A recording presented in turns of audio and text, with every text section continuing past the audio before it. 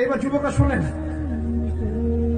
Hurun আইন, এবং এগুলোর সাথে থাকবে দাগর চোখের হুর।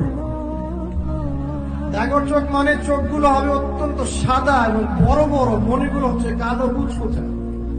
আল্লাহ পাক তাদেরকে স্পেশালি সৃষ্টি করেছেন হুরুন আইন, যাদের কারো যদি পরনের আঁচলটার কোনা পৃথিবীতে নামিয়ে দেওয়া হতো, সারা পৃথিবী আলো আর সুগন্ধি দিয়ে ভরে যেত। আপনার স্ত্রী হবেন তারা ইনশাআল্লাহ, এবং আপনার স্ত্রীরাও যদি ভালো কাজ করেন, সৎ কাজ করেন, তাহলে স্বামী স্ত্রী দুজনেই জান্নাতে থাকতে পারবে ইনশাআল্লাহ। দুই ধরনের নারী জান্নাতে দেয়া হবে মুমিন পুরুষদের জন্য। আপনার স্ত্রী, এবং তার সৌন্দর্য অন্য হুরদের চেয়ে বেশি হবে অবশ্যই, এবং সবার বয়স হবে সেম এজে, 33 বছর, 30 থেকে 33।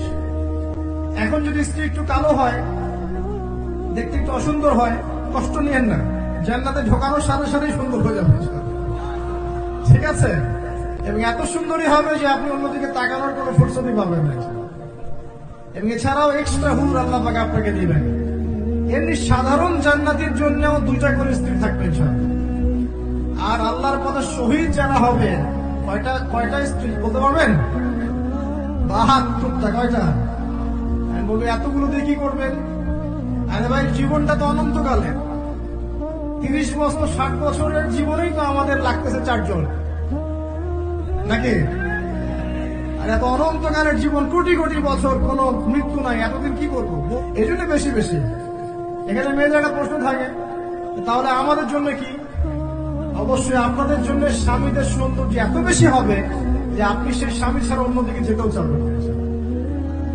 আরো প্রশ্ন আছে, যদি একজন স্ত্রীর একাধিক স্বামী থাকে তাহলে কি হবে?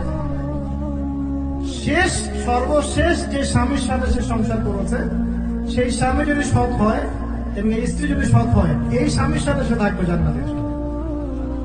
একজন সাহাবী হুযায়ফা রাদিয়াল্লাহু আনহু ইন্তেকালের সময় তার স্ত্রীকে বলছেন, আমার পরে আর বিয়ে করবো না, যদি আমার সাথে জান্নাতে থাকতে চাও তাহলে আমার পরে আর বিয়ে করো না। একজন সাহাবী মুআবিয়া রাদিয়াল্লাহু আনহু, তিনি আবু দারদা রাদিয়াল্লাহু আনহু স্ত্রীকে প্রস্তাব দিয়েছিলেন তার ইন্তেকালের পর।